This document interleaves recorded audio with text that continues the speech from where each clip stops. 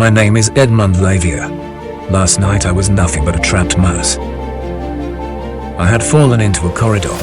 It was a corridor hidden between pages. My only way out was through the words of a madman. With the fear of death engulfing my body, I had to stay calm and find answers. As I watched my father, my past, the truths I knew to be true collapse, I discovered the existence of a new reality. This little room and a very smart madman showed me the existence of a completely different world. Today, I am a lion who has ventured into the hunt. Whatever comes before me, I will eliminate them all until I reach the ultimate truth. I take bold steps in the corridor I have fallen into. The fear of death now strengthens me. The newfound reality I have discovered illuminates my path. Neither the unknown nor the darkness are my enemies now. From that darkness, I will be reborn.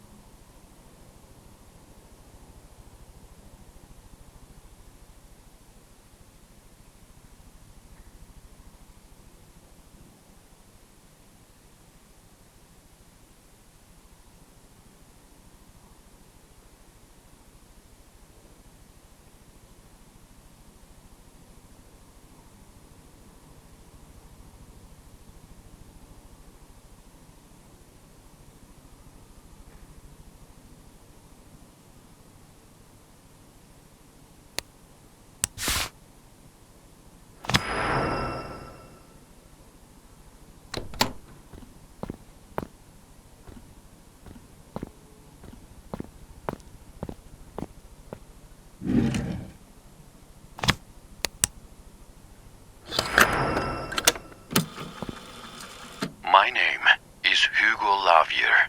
For those who want to learn, this is the beginning of my extinction. Unfortunately, I cannot show you what I've seen, but at least I can tell. Never doubt that I'm telling the truth, because if you find and listen to these recordings, you will experience that truth yourself. Miserable, wounded, poor Yusuf. That was all I could think about him until I saw what he was capable of. But seeing the man in front of you work miracles changed completely your perspective. It's not just about him, it's about the whole world.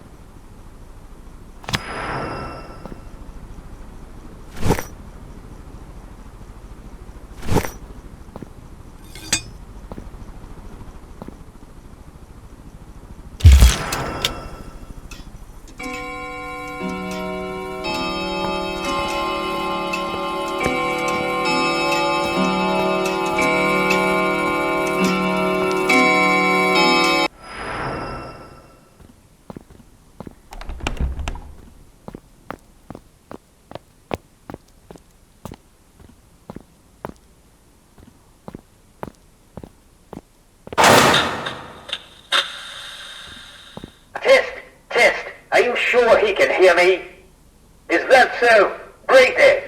Doctor, oh dear doctor, I'm sorry to make you think you have a choice, but I cannot help myself.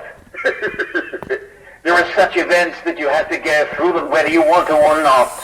I don't mean you are going to suffer, but I think you are going to suffer. See you at the end of the road. No, not now. He cannot talk to you yet.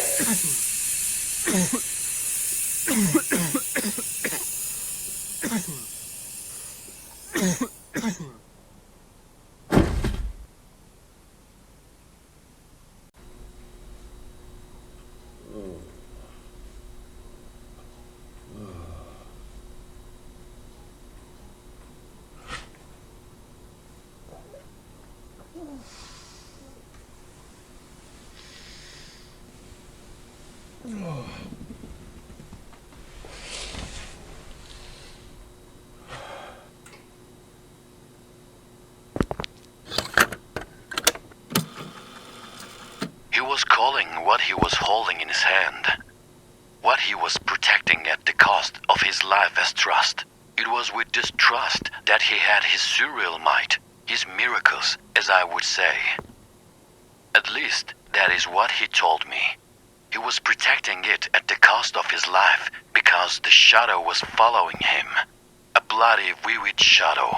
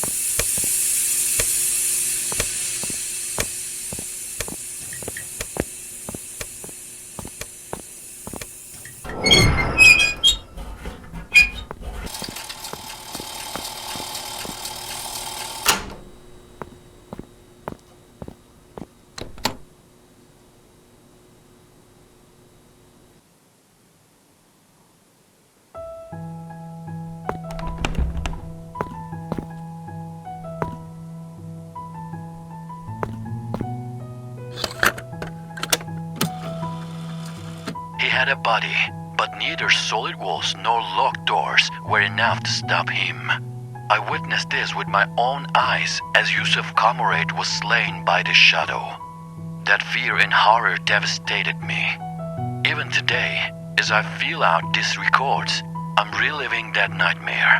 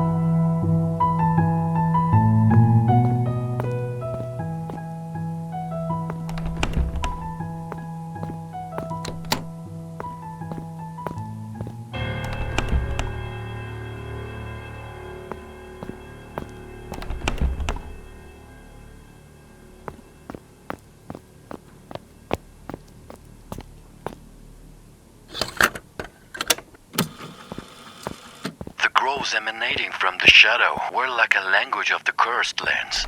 Either the horror I experienced or the man who died before my eyes made me think about it. Still, I was pretty sure he said something. Sinister things.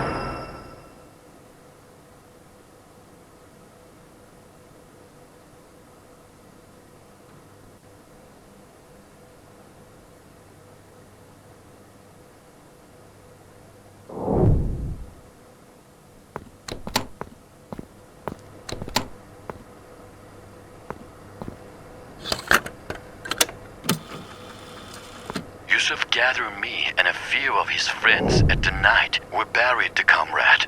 He had a map and a compass in his hand. He left the compass on the map and walked away. As the compass moved over the map, we all looked enchanted until it found its own course. It was as if invisible hands were moving it. When it stopped moving at the last point, Yusuf confidently said, "Here is where my journey begins."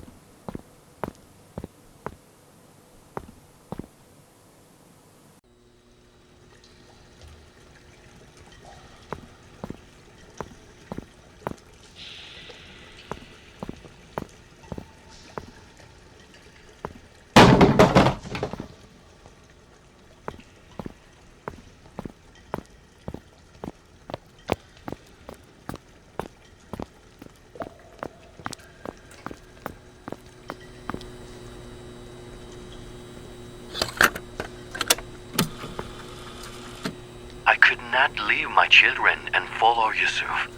I started spending months at home when I could not even hear from him. It was the beginning of the never-ending days and the day I lost my son. It all started with sounds coming from the basement. My daughter was just scared and we were looking for the reason. We thought it came from pipes or a heating system, but my son was sure that someone was coming. He seemed to be being pulled towards whatever is coming. All he wanted to do was go to it.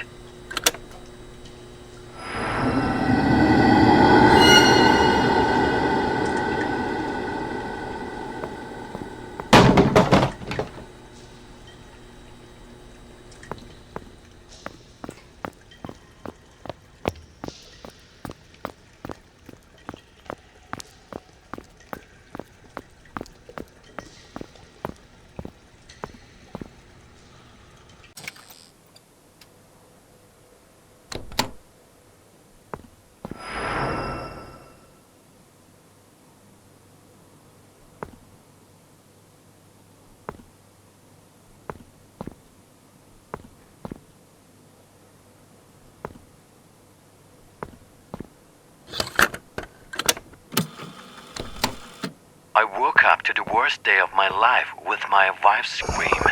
I found her in the basement floor. My wife was hugging our lifeless baby. Either what I saw or a father instinct told me that it was not death that might left my son dormant. He had no pulse or breathing, but I knew that he was still alive. My Edmund was hiding somewhere in his tiny body. When the coffin was buried, no one knew it was empty. I had already moved my son to the old storage in my office.